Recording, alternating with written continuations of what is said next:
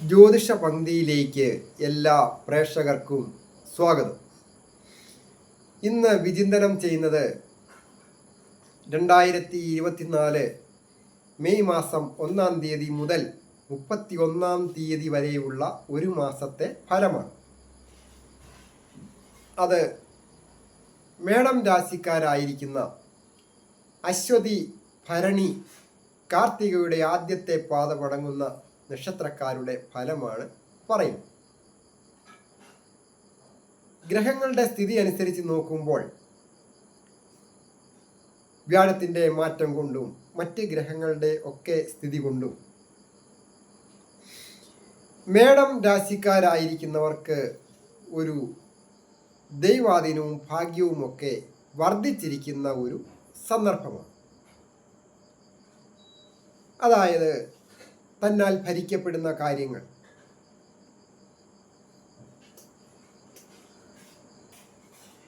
തൊഴിൽ രംഗമായാലും വീട്ടിലെ കാര്യങ്ങളായാലും മറ്റ് പൊതുവായ കാര്യങ്ങൾ, സാമൂഹികമായ കാര്യങ്ങളിൽ ഇടപെടുന്നവരും രാഷ്ട്രീയ രംഗത്ത് ഇടപെടുന്നവർക്കും ഒക്കെ അഭിവൃദ്ധികരമാണ്. അഭിവൃദ്ധികൾ വന്നു ചേരുന്ന ഒരു സന്ദർഭം. സാമ്പത്തികമായ അഭിവൃദ്ധി വന്നു ചേരുന്നതോടൊപ്പം സമാധാനം വർദ്ധിക്കുന്ന ഒരു മാസവും കൂടിയാണ്.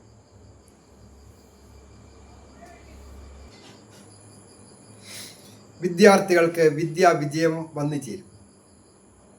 വാക്കുകൊണ്ടും പ്രവൃത്തി കൊണ്ടും വിജയങ്ങൾ വന്നു ചേരും. പ്രസംഗ കലയിലൊക്കെ ശോഭിക്കുവാനാകും വിദ്യാർത്ഥികൾക്ക്. അതുപോലെ തന്നെ സംഗീതം കൈകാര്യം ചെയ്യുന്നവർ, സ്റ്റേജ് പ്രോഗ്രാമുകൾ ഉള്ളവരായാലും മറ്റ് ഏതെങ്കിലും തരത്തിൽ സംഗീതവുമായി ബന്ധപ്പെട്ട കാര്യങ്ങളിലൊക്കെ ബന്ധപ്പെടുന്നവർക്ക് വിജയങ്ങൾ വന്നു ചേരും. അധിക സാഹസികത പാടില്ല. ദേഷ്യം നിയന്ത്രിക്കേണ്ടതുമാണ്. ഇടവം രാശിയിൽ വ്യാഴം പ്രവേശിച്ചു എങ്കിലും മെയ് മാസത്തിൽ വ്യാഴത്തിന് മൗഢ്യമുണ്ട്. അതുപോലെ തന്നെയാണ് ശുക്രനും മൗഢ്യമുള്ള ഒരു മാസമാണ്. അങ്ങനെയുള്ളതിനാൽ വളരെയധികം ഉത്തരവാദിത്വം ഉള്ളവരും അതുപോലെ തന്നെ സ്വന്തം കഴിവിൽ ദൃഢനിശ്ചയം ഉള്ളവർ അവരവരുടെ പ്രവർത്തന മണ്ഡലങ്ങളിൽ വിജയിക്കാം എന്ന് ഉറപ്പുള്ളവർക്ക് പോലും ചില കാര്യങ്ങൾക്ക് അശ്രദ്ധ ഉണ്ടാകുന്നതിനോ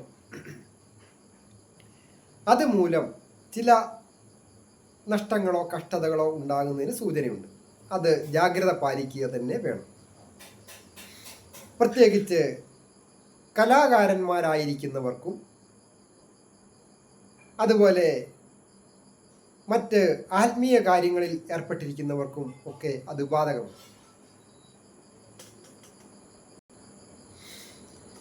ദമ്പതികളായിട്ടുള്ളവർക്കും വളരെയധികം ശ്രദ്ധ ആവശ്യമുണ്ട്. വളരെയധികം സന്തോഷപ്രദമായ കുടുംബജീവിതം നയിക്കുന്ന ദമ്പതികൾ ആണ് എങ്കിൽ പോലും ദാമ്പത്യ ഭാവത്തിൻ്റെ അധിപൻ കൂടിയായ ശുക്രൻ ഗോചരാൽ ഇപ്പോൾ തൻ്റെ സ്വന്തം ക്ഷേത്രമായ 2-ലും മേടത്തിലും ഒക്കെ സഞ്ചരിക്കുന്ന സന്ദർഭങ്ങളിൽ മൗഢ്യമുണ്ട്. അത് മൗഢ്യമുള്ളത് ശുക്രൻ്റെ മൗഢ്യം ദാമ്പത്യ ജീവിതത്തെ ബാധിക്കും എന്ന് കാണുന്നു.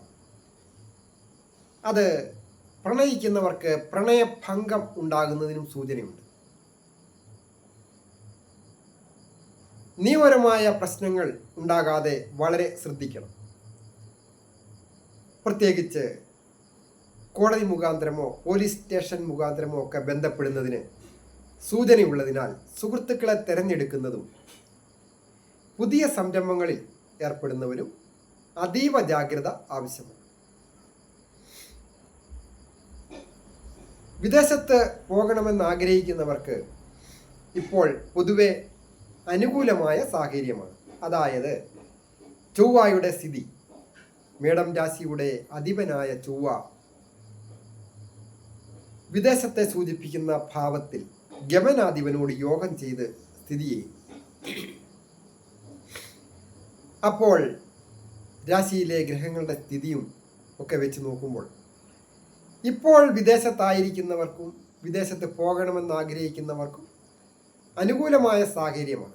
കൂടാതെ വിദ്യാഭ്യാസത്തിനായിട്ട് സ്വന്തം നാട് വിട്ടു പോകുവാൻ അഡ്മിഷനൊക്കെ എടുക്കുന്നവർക്ക് വളരെ അനുകൂലമായ ഒരു മാസമാണ് മെയ് മാസം. എഗ്രിമെൻറ്റുകൾ ഒപ്പുവയ്ക്കുന്നത് വളരെ ശ്രദ്ധിക്കേണ്ട ഒരു കാര്യമാണ്.